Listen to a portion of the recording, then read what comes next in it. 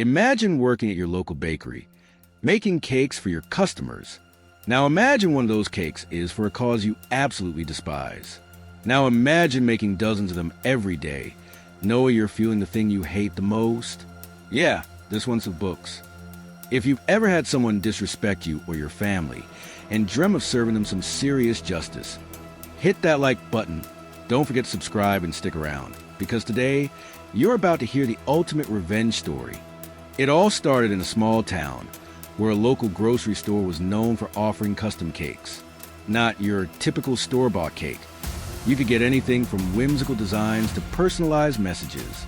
The bakery section was the town's sweet spot, literally and figuratively.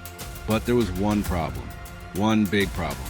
Behind the counter was a woman who, let's just say, didn't sugarcoat her opinions, and they were sour. This woman, let's call her Kathy, was the only cake decorator in the bakery. And she wasn't just known for her skills with fondant and frosting. She was known for her toxic opinions about everything under the sun, the most notable of which, her downright hateful views about the LGBT+ community. It wasn't just gossip you overheard in passing. She was loud, proud, and unapologetically cruel about it. I know this because I've been hearing it from my sibling, who works in that store. My sibling is LGBT+, and for a long time, they've had to put up with Kathy's ignorant, judgmental attitude. They'd vent to me about it, and I couldn't help but feel the anger bubbling up inside me every time they shared how Kathy made them feel. It wasn't just the occasional slip-up either. This woman went out of her way to make her distaste for people like my sibling loud and clear. One day, my sibling came to me with an idea, a plan that was as simple as it was sweet. For their upcoming birthday, they wanted a custom cake, one that would force Kathy to make a cake she absolutely despised. A pride-themed cake, rainbow layers, bold colors, and everything that stood for the LGBTQ+ community that Kathy had so vehemently rejected. Of course, I was all in, and what started as a single cake order soon snowballed into something much bigger. At first, I wasn't sure what kind of impact this would have. Kathy might just roll her eyes and do her job, right? But then I realized the sheer brilliance of it. I wasn't just giving Kathy one opportunity to make a pride cake. I was giving her hundreds. You see, my family is, well, we're a bit of a circus. We're large, we're loud, and we stick together.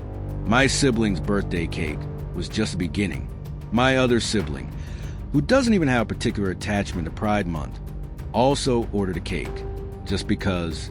My mom, she went ahead and ordered one for our favorite local barista, an openly gay man who deserved a cake as sweet as his heart. And my wife, she got one because she loves me. And, well, who doesn't love cake? It didn't stop there. Every one of my siblings and extended family members caught wind of the idea. We began flooding the bakery with pride cake orders. I started laughing to myself, imagining Kathy's reaction every time she had to decorate another rainbow cake. It was a kind of petty revenge that felt right. And it didn't take long for Kathy to notice. The first cake, my sibling's birthday cake, went in. Kathy, without a doubt, was furious, but she did it. She had no choice. But that wasn't the end of it. The bakery manager caught wind of the first cake. Her eyes practically lit up when she saw the design. You know, she said, I think we could make this a thing for Pride Month. People would love this. And just like that, the bakery began to advertise pride cakes. And suddenly, every LGBT+ person in town knew about them. Now, Kathy wasn't just decorating cakes for my family. She was making pride cakes for everybody.